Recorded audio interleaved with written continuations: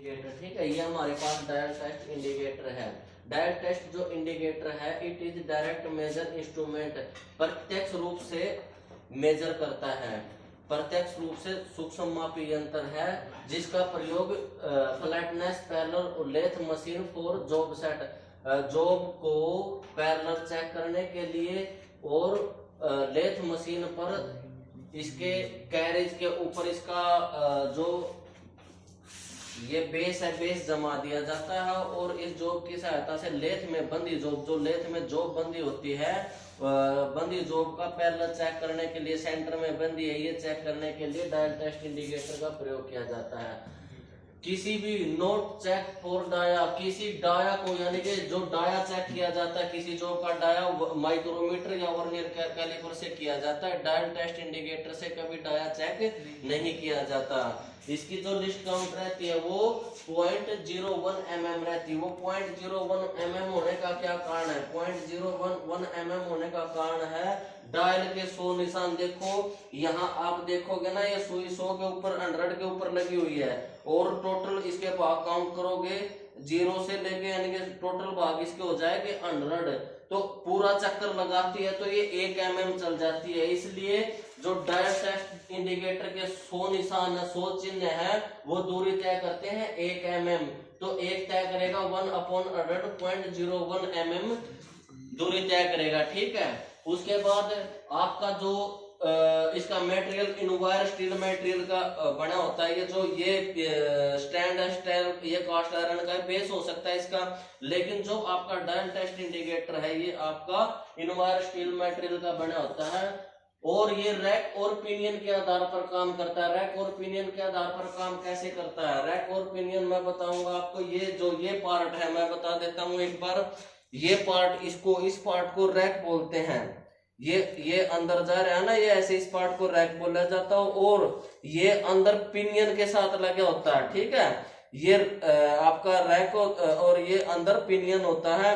इस पार्ट को स्टीम बोला जाता है। ये जो पार्ट है इसको स्टीम बोला जाता है और ये पार्ट जो घूम जाता है, ये पार्ट, ये वाला 0 सेट करते हैं जिससे इसको बेजल बोला जाता है और ये बेजल लॉकिंग स्क्रू या बेजल क्लैंप, इस पार्ट को बेजल क्लैंप बोला जाता है। और इसके बाद ये आपकी जिसके अंदर बंधा हुआ है ये बैक लग, इस पार्ट को बोलते हैं, जिसमें स्टैंड के अंदर ये फिट है ना, इसको बैक लग बोला जाता है। बैक लग पार्ट है। देखो ये दिए भी है मैंने पार्ट नेम, पॉइंटर। ये पॉइंटर यानी कि जो बड़े वाली सुई है इसको पॉइंटर बोलते हैं, ठीक है। रोटेबल बेजल, बेजल आपकी ये मैंने बता दी, ये बेजल आपकी। उसके बाद डायल, जो ये ऊपर वाला ये कांच का भाग है, जो प्लास्टिक का भी होता है, कांच का भी होता है, इसको क्या बोलते हैं? डायल बोला जाता, ताकि अंदर डस्ट न जाए इसलिए। उसके बाद आपका बेजल क्लैंप, ये स्क्रू है जो ये वाला, ये इस पार्ट को बेजल क्लैंप बोला जाता है। उसके बाद आपका बैकलग, बैकलग जिसके अंदर ये स्टैंड में फिट किया हुआ पार्ट है ना, इसको बेजल लग बोला जाता है। उसके बाद है dial cover, cover, dial cover, ये पूरा पार्ट हो गया जो ये डायल कवर हो गया आपका, ठीक है। उसके बाद है स्टीम, स्टीम है आपका ये पार्ट, ये स्टीम या तना बोलते हैं इस पार्ट को, ठीक है। उसके बाद आपका प्लंजर, यदि plunger type dial test indicator है तो बोलेंगे प्लंजर। यदि आपका lever type dial test indicator है तो ये आपका यहाँ लीवर रहेगी, ठीक है। यदि आपका प्लंजर टाइप है तो इसको प्लंजर बोला जाएगा, यदि लीवर टाइप है तो स्टाइलस या लीवर बोला जाता है, ठीक है। उसके बाद है एनुअल, एनुअल कौन से पार्ट को बोला जाता है? देखो जो ये लास्ट पार्ट है, जो राउंड दी होती है ना, ये इसके अंदर फिट है राउंड बॉल की तरह, ठीक है, इसको बोला जाता है आपका एनुअल। ये 2 प्रकार की होती हैं, बॉल पॉइंट फिलर और बॉल कॉन्टेक्ट पॉइंट, ये 2 प्रकार की रहती हैं, ठीक है। उसके बाद है रिवॉल्यूशन काउंटर। देखो ये जो अंदर, जिसके अंदर छोटी सुई है, ठीक है, ये रिवॉल्यूशन काउंटर है आपका। उसके बाद है केस एंड हाउसिंग, जो पीछे का हिस्सा जिसके अंदर ये सारा फिट रहता है, ठीक है, पीछे से खोल देते हैं हम इसको, ये आपका केस एंड हाउसिंग है, ठीक है। ये इसके मेन पार्ट है और इंटरनल इसके अंदर यदि खोल देते हैं तो इसके अंदर कौन कौन से भाग होते हैं? खोलने के बाद आपको गियर विद क्वाइल स्प्रिंग, एक आपको गियर मिलेगा, उसके ऊपर क्वाइल लगी होगी, ठीक है। उसके बाद है गाइड पिन, गाइड पिन लगी होती है ताकि क्यों? ये जो आपका प्लंजर है, प्लंजर को कंट्रोल करने के लिए इसमें गाइड पिन लगी होती है। उसके बाद है बियरिंग रेस्ट।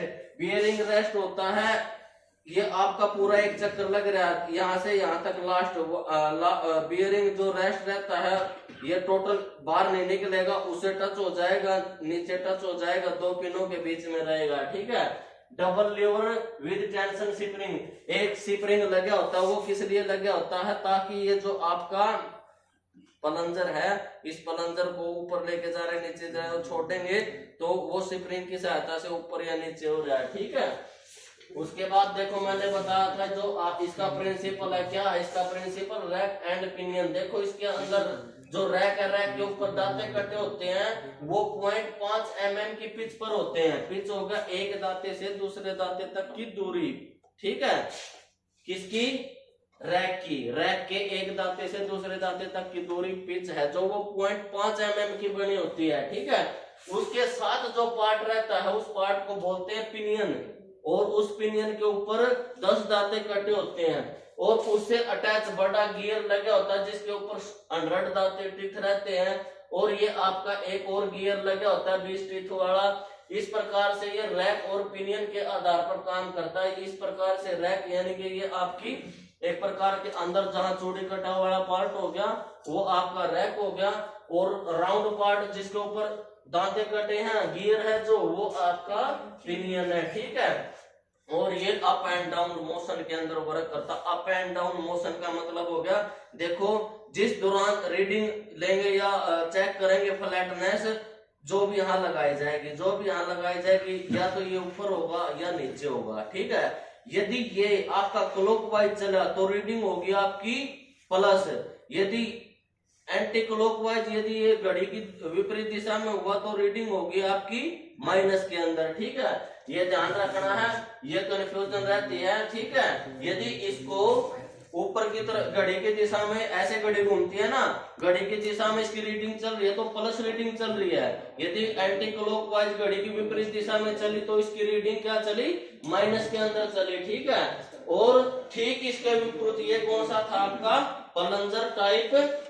ये कौन सा आपका? Plunger type dial test indicator, ये DTI हो गया डायल टेस्ट इंडिकेटर, ठीक। इसके सामने है ये बड़ा आपका लीवर टाइप, ये आपका lever type dial test indicator, ठीक है। ये है आपका lever type dial test indicator.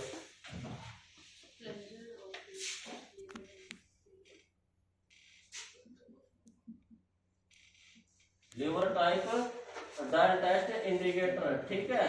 इस lever type dial test indicator को स्टाइलस टाइप इंडिकेटर भी बोल देते हैं। देखो इसमें क्या रहता है, ये आपका ओरिजेंटल वर्क करेगा, यानी कि बाल के साथ स्टाइलस है जो आपका ओरिजेंटल पर संचालित होगा। जैसे अब ये है यहाँ, ये इसका पॉइंट रहता है, ठीक है। पॉइंट वही सेम टू सेम रहते हैं, या तो बॉल पॉइंट फिलर होगा या फिर बॉल कॉन्टेक्ट पॉइंट होगा, ठीक है। यहाँ ये आपका ये एनविल पार्ट है, ये पार्ट ये आगे पीछे ऐसे चलेगा, ओरिजेंटल में चलेगा, जो भी नीचे लगी होती है। आपने सरफेस रफनेस टेस्टर करवाया ना सर ने? सरफेस रफनेस टेस्टर देखा, उसके अंदर जो लगा हुआ वो लीवर टाइप लगा हुआ, ठीक है। स्टाइलस बोल सकते हो उसको। लीवर टाइप के अंदर इसको आगे पीछे खिसकाया जाता है तो यहाँ रीडिंग आती है। ये बड़ा जो पार्ट है इस पे ऊपर ग्रेजुएशन बनी होती है, यहाँ इसकी ग्रेजुएशन बनी होती है, यहाँ ग्रेजुएशन अंकित की होती है, डायल लगा होता है, उसके अंदर ग्रेजुएशन देखी जाती है। यहाँ स्विच पॉइंटर रहता है जो ऊपर बताता है, और ये जो काम करता है स्क्रोल और लीवर के प्रिंसिपल पर करता है, ठीक है। ये जो पार्ट है स्क्रोल है, ये जो पार्ट है आपका लीवर है, जो इसका प्रिंसिपल है क्या है? जो इसका प्रिंसिपल आपका स्क्रोल। संचालित का मतलब क्या होता है? संचालित का मतलब हो गया चलना, ठीक है। हाँ, वो ये था ना आपका संचालित हो गया चलना, यानी कि रैक और पिनियन के सिद्धांत पर, प्रिंसिपल पर चल रहा है, ठीक है। और जो ये आपका lever type dial test indicator है, ये आपका कैसे स्क्रोल और लीवर के आधार पर चल रहा है। यहाँ एक स्प्रिंग लगा होता है, ये पिवेट होता है, ठीक है। ध्यान रखना बच्चे, नट बोल्ट नहीं होता।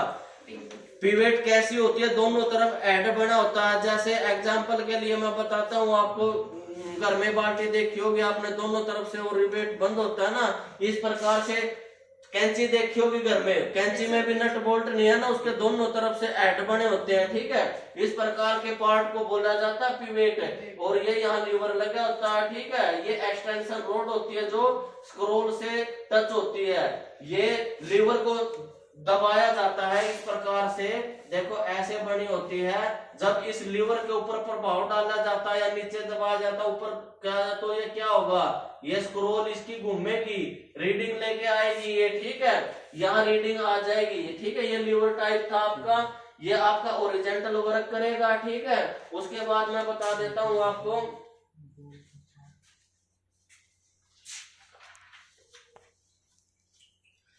इसकी क्या विशेषताएं रहती हैं। बेजल का प्रयोग करने के दौरान सबसे पहले 0 यानी कि शून्य सेट करना जरूरी है। यदि आप शून्य सेट नहीं करोगे तो रीडिंग सही नहीं आएगी, रीडिंग के अंदर आप समझ नहीं पाओगे कितना है, ठीक है। और यदि क्लॉकवाइज चल रहा है तो आप प्लस रीडिंग करोगे, यदि एंटी क्लॉकवाइज चल रहा है तो आप माइनस करोगे, ठीक है।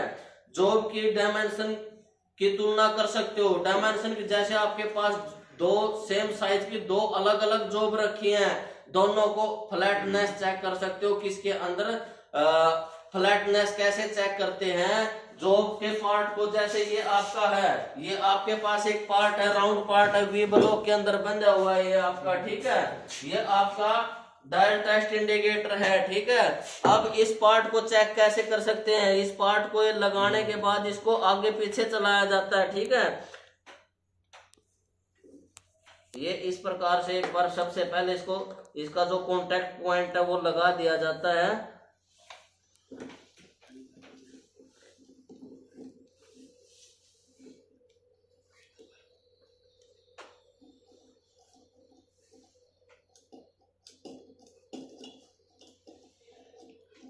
जो इसका कॉन्टैक्ट पॉइंट देखो, आप ध्यान दो, ठीक है सब बच्चे। अब इसका कॉन्टैक्ट पॉइंट टच हो रहा है ना, यदि हम इसको आगे पीछे चलाते हैं तो रीडिंग प्लस या माइनस कुछ होगी, अप या डाउन हो रही है ना, दिखाई दे रही है ना, ठीक है। तो इस प्रकार से इसके अंदर एरर चेक किया जाता, जॉब में एरर चेक किया जाता, कितना प्लस में एरर है या माइनस में एरर है, वो आपकी एक प्रकार से पैरेलल चेक हो रहा है। और उसको दूर करने के लिए क्या किया जाता है, मार्किंग मीडिया होता है। जो मार्किंग मीडिया होता है या तो कॉपर सल्फेट का बना होता है, या सेलुलोज वार्निश होती है, या फिर आम वृक्षों में चौक का प्रयोग किया जाता है, उसको जॉब के ऊपर लगा दिया जाता। जॉब के ऊपर लगाने के बाद वी ब्लॉक के अंदर या सरफेस प्लेट के साथ में जॉब को बांध दिया जाता है यू क्लैंप की सहायता से। देखो जैसे इसके अंदर ग्रूव बने हैं ना, यू क्लैंप का प्रयोग कर सकते हैं। यहाँ यू क्लैंप कि जो लैग है वो लग जाएगी, ऊपर से बीच में स्क्रू रहता है, टाइट हो जाता है। यू क्लैंप की सहायता से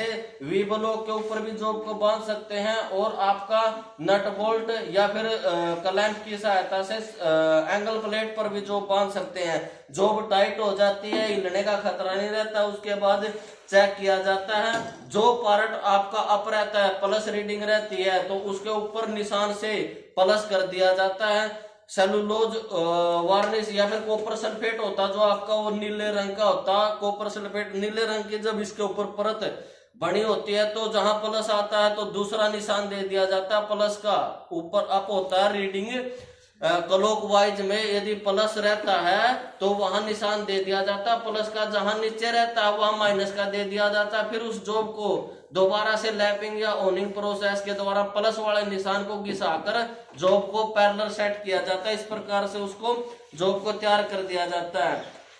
उसके बाद जॉब की फ्लैटनेस चेक करने के लिए, किसी शाफ्ट समानता चेक करने के लिए वी ब्लॉक में पकड़कर किसी भी प्रकार की समानांतरता चेक कर सकते हैं।